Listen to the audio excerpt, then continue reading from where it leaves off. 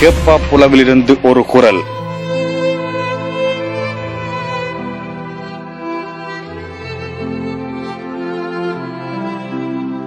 பிறப்பால் அல்ல, தமிழராய் பிறந்ததால் நாங்கள் ஊனமானோம். கொடூரமான போரங்கள் வாழ்க்கையையும் வாழ்வாதாரத்தையும் ஊனமாக்கியது.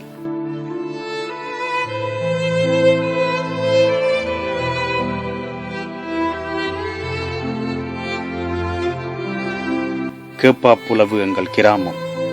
வாழ குடிசையெனினும் குடிக்க கஞ்சியெனினும் அழகாயிருந்தது எங்களுக்கொன்றொரு ஜீவிதம்.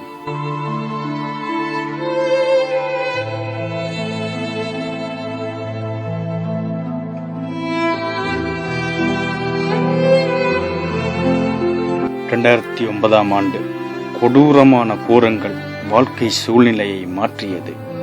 அகதிகளானோம், காணாமல் போனோம், புலம்பெயர்ந்தோம், உறவுகளை உடைமைகளை இழந்தோம், அங்கவினர்களாக ஆக்கப்பட்டோம்.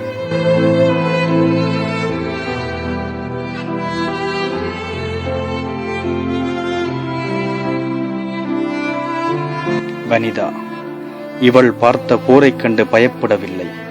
போரினால் இவள் இழந்த 2 கைகளையும் கண்டு பயப்படவில்லை. எதிர்கொள்ளும் வாழ்க்கைக்காக போராடுகிறாள். இவளும் ஒரு போராளியே. தேசத்திற்கான போராட்டம் இன்னும் ஓயவில்லை. இவளும் ஒரு போராளியே.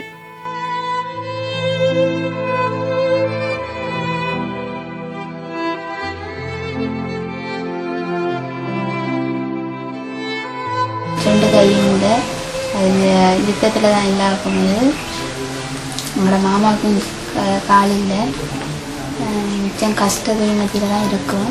இங்கே வந்த இடத்துல பாதை கூட்டிட்டாங்களா, அதில் போயிடலாம் இருந்தது. அதில் இயக்கம் பிடிச்சி கொண்டு போய் தான் கையில் போனது. 2008 8ஆம் மாதம் 6ஆம் தேதி கையில் போனது. அது மைன்ஸு நாங்கள் வைக்க போன இடத்துல அந்த படையினில் தான் இருந்தேன். வைக்க போன இடத்துல அவர்களாக பிடிச்சி 2 கையும் உதவி செய்கிறார்கள். எங்களுக்கு மாத்திரம் உதவி செய்யணும், எங்களை கூட இருக்க எல்லாருக்கும் உதவி செய்யணும். சர்வதேச அமைப்புகளும் புலம்பெயர் அமைப்புகளும் எம் பிரச்சனையை கூவி கூவி விற்கின்றன. எமக்கான பிரச்சனையை இந்த அரசாங்கமோ புலம்பெயர் உறவுகளோ சக தமிழ் உறவுகளோ செய்வார்கள் என்று காத்திருக்கின்றனர். வனிதா போன்ற பல்லாயிரக்கணக்கானோர்.